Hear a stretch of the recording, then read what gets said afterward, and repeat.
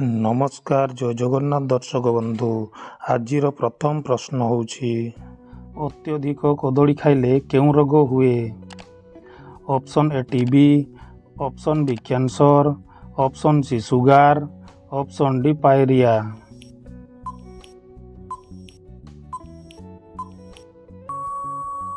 ତେବେ ଫ୍ରେଣ୍ଡସ୍, ଏହାର ଉତ୍ତର ହେଉଛି ଅପସନ୍ ସି ସୁଗାର।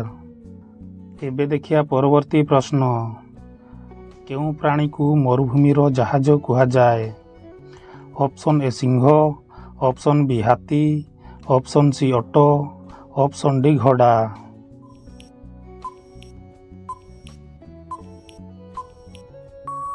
ତେବେ ଫ୍ରେଣ୍ଡସ୍, ଏହାର ଉତ୍ତର ହେଉଛି ଅପସନ୍ ସି ଓଟ। ଏବେ ଦେଖିବା ପରବର୍ତ୍ତୀ ପ୍ରଶ୍ନ।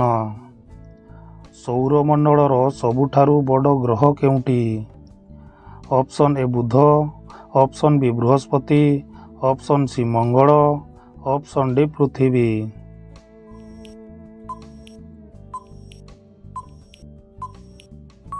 ତେବେ ଫ୍ରେଣ୍ଡସ୍, ଏହାର ଉତ୍ତର ହେଉଛି ଅପସନ୍ ବି ବୃହସ୍ପତି। ଏବେ ଦେଖିବା ପରବର୍ତ୍ତୀ ପ୍ରଶ୍ନ। କେଉଁ ଫଳକୁ ଅମୃତ ଫଳ କୁହାଯାଏ?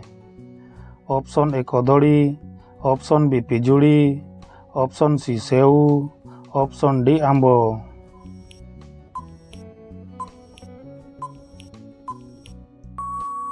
ତେବେ ଫ୍ରେଣ୍ଡସ୍, ଏହାର ଉତ୍ତର ହେଉଛି ଅପସନ୍ ବି ପିଜୁଳି।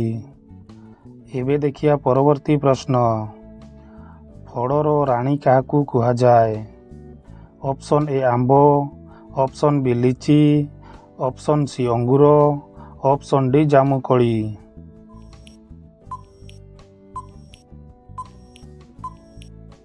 ତେବେ ଫ୍ରେଣ୍ଡସ୍, ଏହାର ଉତ୍ତର ହେଉଛି ଅପସନ୍ ବି ଲିଚି। ଏବେ ଦେଖିବା ପରବର୍ତ୍ତୀ ପ୍ରଶ୍ନ।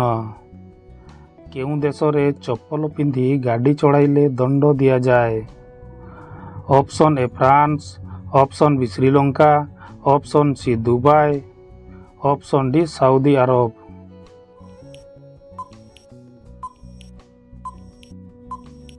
ତେବେ ଫ୍ରେଣ୍ଡସ୍, ଏହାର ଉତ୍ତର ହେଉଛି ଅପସନ୍ ଡି ସାଉଦି ଆରବ। ଏବେ ଦେଖିବା ପରବର୍ତ୍ତୀ ପ୍ରଶ୍ନ। ତାଜମହଲ ଭାରତର କେଉଁ ଦେଶରେ ଅବସ୍ଥିତ?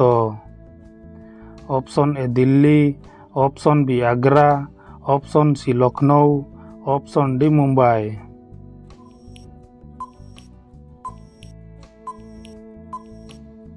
ତେବେ ଫ୍ରେଣ୍ଡସ୍, ଏହାର ଉତ୍ତର ହେଉଛି ଅପସନ୍ ବି ଆଗ୍ରା। ଏବେ ଦେଖିବା ପରବର୍ତ୍ତୀ ପ୍ରଶ୍ନ। ଟାଟା କେଉଁ ଦେଶର କମ୍ପାନୀ ଅଟେ? Option A Bharat, option B ଚୀନ, option C Japan, option D America.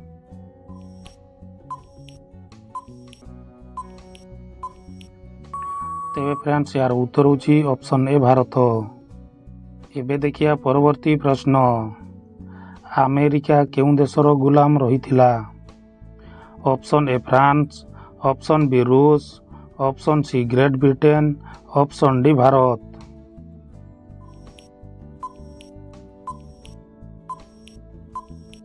ତେବେ ଫ୍ରେଣ୍ଡସ୍, ଏହାର ଉତ୍ତର ହେଉଛି ଅପସନ୍ ସି ଗ୍ରେଟ୍ ବ୍ରିଟେନ। ଏବେ ଦେଖିବା ପରବର୍ତ୍ତୀ ପ୍ରଶ୍ନ। ଜଣେ ମହିଳା ନିଜ ଜୀବନ କାଳ ଭିତରେ କେତୋଟି ସନ୍ତାନ ଜନ୍ମ ଦେଇପାରେ? ଅପସନ୍ ଏ 10ଟି, ଅପସନ୍ ବି 30ଟି, ଅପସନ୍ ସି 40ଟି, ଅପସନ୍ ଡି 50ଟି।